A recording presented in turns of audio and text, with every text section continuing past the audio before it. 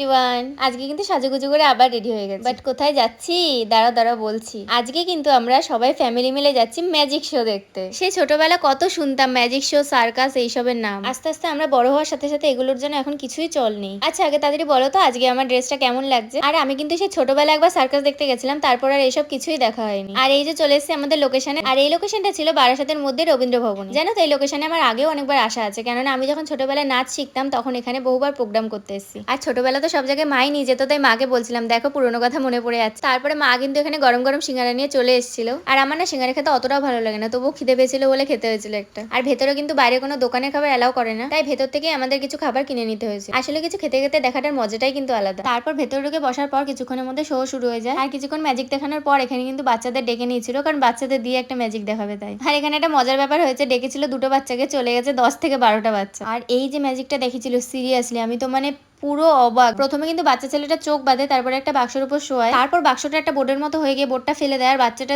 দড়ির উপর নির্ভর করে শুয়ে থাকে। শুধু কিন্তু এইটুকুই না, শেষ পর্যন্ত তোমরাও দেখো, তোমরাও অবাক হয়ে যাবে। শেষে কিন্তু দড়ি দুটোও কেটে দেয় আর বাচ্চাটা জাস্ট হাওয়ায় ভেসে থাকে। মানে আমি তো জাস্ট দেখে বিশ্বাসই করতে পারছিলাম না, মানে মানুষ হাওয়ায় ভাসছে, এটা সম্ভব কি করে? আমি তো ছোটবেলা কার্টুনে দেখেছি। দাঁড়াও দাঁড়াও, এতক্ষণ তো বাচ্চাদের দিয়ে ম্যাজিক দেখাচ্ছিল, এইবারে দেখো আমাকেও শেষমেশ স্টেজে যেতে হলো। চলো তাহলে আমিও তোমাদের একটু ম্যাজিক দেখাই। এখানে প্রথমে একটা আমার সামনে বাক্স এনে হাজির করে, তারপরে আমাকে পুরো বাক্সটা চেক করার জন্য বলা হয় বাক্সটার কোনো দিকে খোলা আছে কিনা বা ভাঙা আছে কিনা। আমিও চেক করে দেখলাম সত্যি বাক্সটা একদমই ঠিক ছিল। তারপরে যিনি ম্যাজিক দেখাচ্ছিলেন সে বাক্সের মধ্যে ঢুকে যায় আর আমাকে এখানে চেক করতে দিয়েছিল যে তালাটা ঠিক আছে কিনা। তারপরে তাকে বাক্সের ভিতর ঢুকে আমি তাকে বন্দি করে দিলাম। আরে না না, এসব কিছুই না, আমি কিন্তু ম্যাজিক টেজিক দেখাতে পারি না। আসলে আমাকে বলা হয়েছিল সে বাক্সের ভিতর ঢোকার পর আমি যেন তালা দুটো শক্ত করে লাগিয়ে দিই। আমি তো মন দিয়ে সেই কাজটাই করছিলাম।